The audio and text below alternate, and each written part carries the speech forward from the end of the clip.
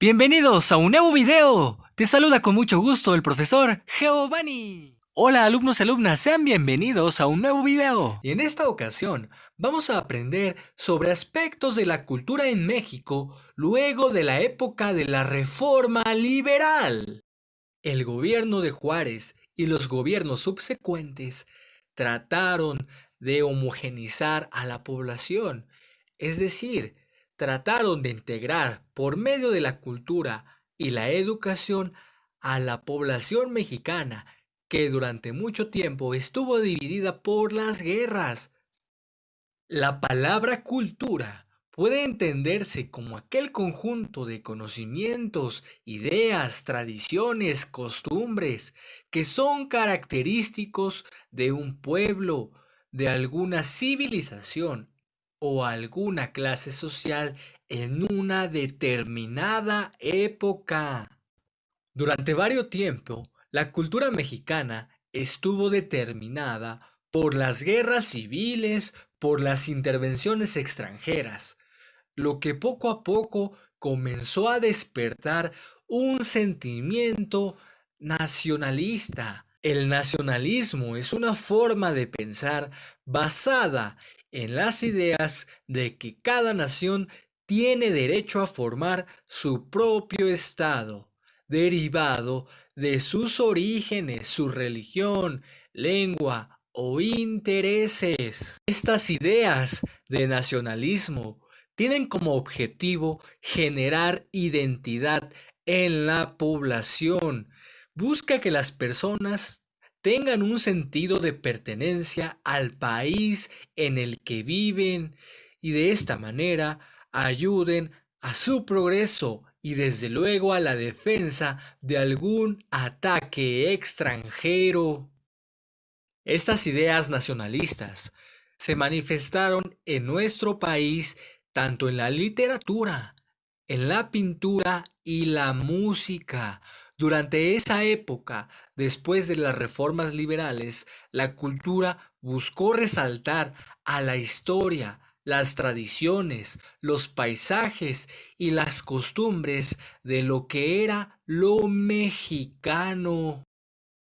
Varios grupos de liberales empezaron a promover ese sentimiento nacionalista, no solo a través de las leyes que se aprobaban, sino también mediante la cultura, la educación, el arte, con el fin de difundir a la población este sentimiento nacionalista. Por ejemplo, se crean publicaciones como la revista Renacimiento, creada por Ignacio Manuel Altamirano, que hacía serias críticas a los gobiernos de aquella época, con textos como ensayos, poemas, crónicas y reseñas con periodicidad semanal.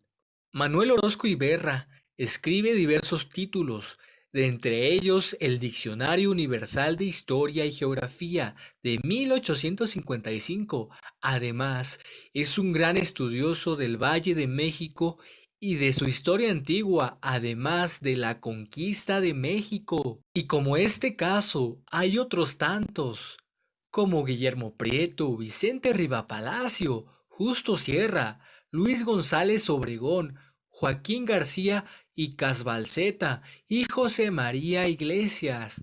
En los títulos de estos grandes personajes, pues empieza a despertar un nacionalismo que origina la producción de novelas históricas, narraciones costumbristas, que se llaman de esa manera, pues describen las costumbres, las formas de vida de nuestro país, las particularidades de las formas de vivir de los habitantes de México durante esa época.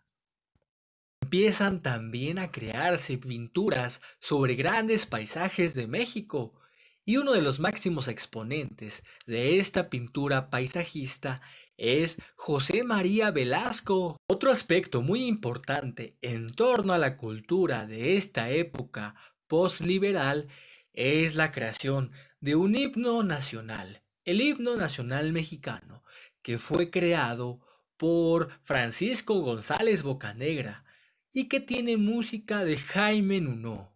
Esta es una obra muy representativa del nacionalismo mexicano de aquella época. Entre otras cosas, también se funda la Sociedad Filarmónica en 1866.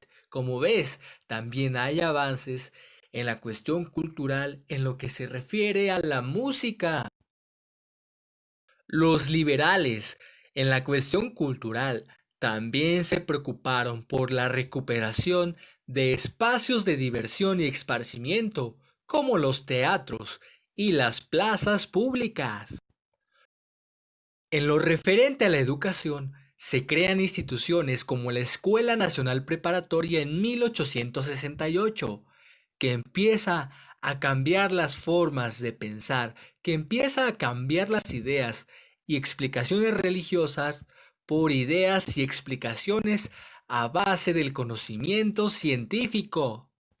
Hubo esfuerzos por llevar la educación básica a todo el país y para ello se crean diversas instituciones educativas. No olvidemos que los gobiernos liberales pugnan por una educación laica, gratuita y obligatoria que hasta la fecha es vigente. Los gobiernos liberales durante la segunda mitad del siglo XIX en México pretendieron también modernizar al país, además de echarle un vistazo a la cultura y a la educación. Podemos decir que en México se preocuparon por fortalecer la infraestructura. Tal es el caso de lo que ocurre durante el gobierno de Sebastián Lerdo de Tejada.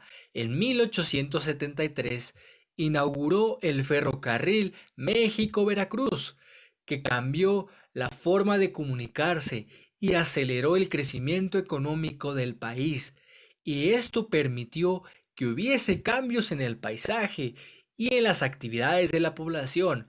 Por ende, las manifestaciones culturales como la pintura también van a cambiar y van a ser diferentes a las que se venían manejando con los paisajes costumbristas.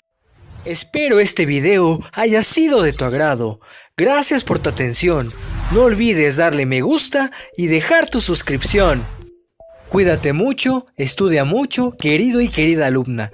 ¡Hasta la próxima!